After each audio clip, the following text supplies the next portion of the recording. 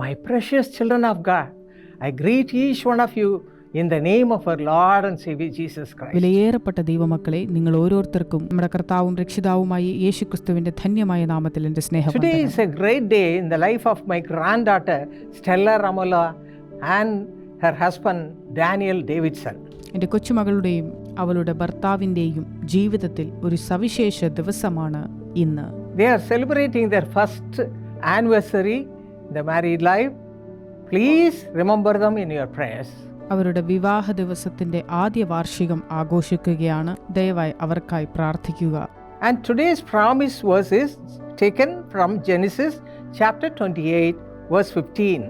ഉൽപ്പത്തി 28:15 വാക്യമാണ് ഇന്നത്തെ വാഗ്ദത്ത വാക്യം. Behold, I am with you, and I will keep you wherever you go, and I will bring you back to this land, for I will not leave you until I have done what I have spoken to you. This is the word spoken to Jacob by the Lord God Almighty. ഇതാ ഞാൻ നിന്നോട് കൂടെയുണ്ട്, നീ പോകുന്നിടത്തൊക്കെയും നിന്നെ കാത്ത് ഈ രാജ്യത്തേക്ക് നിന്നെ മടക്കി വരുത്തും. ഞാൻ നിന്നെ കൈവിടാതെ നിന്നോട് അരുളി ചെയ്തത് നിവർത്തിക്കും. യഹോവ യാക്കോബിനോട് അരുളി ചെയ്ത വാക്കുകളാണ് ഇവ. Our God is a God who will fulfill all his promises. തന്റെ വാഗ്ദത്തങ്ങളെ നിവർത്തീകരിക്കുന്ന ദൈവമാണ് നമ്മുടെ ദൈവം.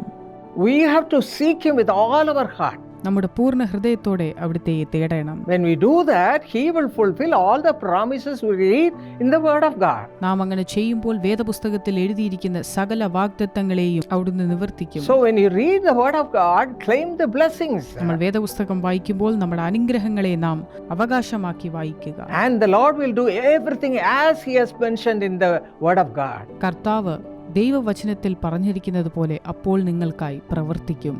And the Lord will be with you at all times. എല്ലാ നേരത്തും ദൈവം നിങ്ങളോടുകൂടെ ഉണ്ടാവും. Proverbs 8:30 says, I was beside him as a master craftsman, and I was daily his delight, rejoicing always before him. സദൃശവാക്യങ്ങൾ 8:30 പറയുന്നത്, ഞാൻ അവന്റെ അടുക്കൽ ശില്പിയായിരുന്നു, ഇടവിടാതെ അവന്റെ മുൻപിൽ വിനോദിച്ചുകൊണ്ട് ദിനം പ്രതി അവന്റെ പ്രമോദമായിരുന്നു. When God is with us in such a way, what a blessed life it will be, my precious brothers and sisters.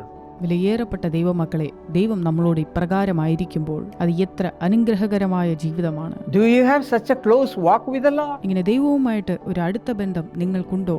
Check up your life. ജീവിതത്തെ പരിശോധിച്ചു നോക്കുക. Live a pleasing life before the Lord. ദൈവപ്രസാദകരമായി ജീവിക്കുക. And what he will do, അപ്പോൾ എന്തു ചെയ്യുമെന്നാൽ, if you read Psalm 119, 33 and 34, and Psalm 32 verse 8 says, the Lord shall be with us, and he will guide us and teach us his ways.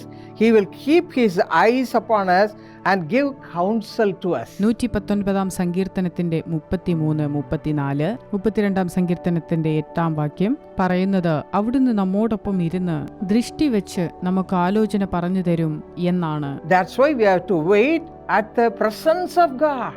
ദൈവത്തിന്റെ സന്നിധാനത്തിൽ നാം കാത്തിരിക്കേണ്ടതുണ്ട്.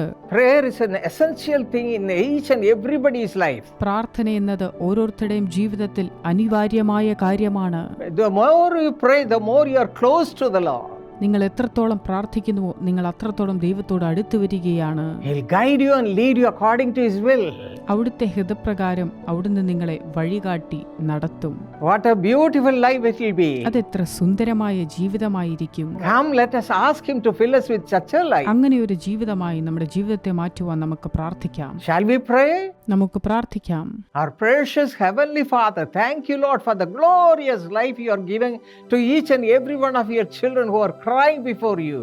അവിടുത്തെ മുൻപാകെ നിലവിളിക്കുന്ന അവിടുത്തെ ഓരോ പൈതങ്ങൾക്കും അവിടുന്ന് കൊടുത്തിരിക്കുന്ന സുന്ദരമായ ജീവിതത്തിനായി കർത്താവേ അവിടുത്തേക്ക് നന്ദി. Take away all the worries and cares of this world. സകല ആകുലങ്ങളെയും ഈ ലോകത്തെക്കുറിച്ചുള്ള ഭാരങ്ങളെയും എടുത്തു കളയണമേ. Heal them from all the sicknesses. അവരുടെ സകല രോഗങ്ങളെയും സൗഖ്യമാക്കണമേ. Speak to them, Lord. അവരോട് സംസാരിക്കണമേ. And guide them with your holy word.